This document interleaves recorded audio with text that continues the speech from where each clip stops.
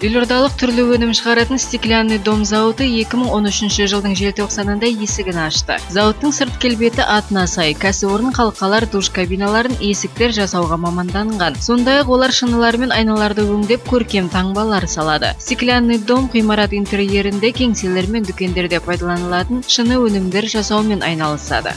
Также мы изготавливаем. Біз конструкцияларды жасаймыз. Баспалдақтар, балкондар, қоршаулар, жақтаулар, оқ өтпейтін шынылар да шығарамыз. Зауыт жабдықтары негізінен Қытай мен Ресейден әкелінді. Еуропадан жеткізілген бірнешеуі бар. Компания шыныны эмальдауға, шынықтыруға арналған құрылғылар алуды жоспарлап отыр. Бұл өнім түрлері мен тапсырыстарды 2 есеге арттыруға мүмкіндік береді. Қазіргі таңда зауытта 40 адам жұмыс істейді. Елімізде өндірістің осы саласында мамандардың аз болуына орай, мамандардың көп бөлігі жұмыс барысында тәжірибеден өтіп, оқып жүрген жастар болып табылады. Зауыттың жылдық өнімі 30 миллион теңгені құрайды, яғни 12 мың шаршы метр шыны өнімі. Алайда зауыт басшылығы 3 жылдың ішінде өндірісі 50%-ға арттыруды көздеп отыр. Бүгінде зауыт өнімдері Астанада ғана емес, барша Қазақстанда пайдаланылады. Елордалық Азия парк, керуен, мега сауда ойын-сауық орталықтары, Алау мұзайдың сарайы секілді ғимараттардың шыны интерьерлерін стеклянный дом жасаған. Я считаю, что Менің ойымша, отандық өндірушіні қолдау жай сөз емес. Бұл әсер беруі керек және әсер етіп келеді де. Бізбен жұмыс істеген неге ыңғайлы? Біз қаладамыз. Қызмет көрсетудегі кез келген мәселені дәл қазір осы жерде шешуге болады. Кез келген кезде жаңартып, ауыстырып бере аламыз.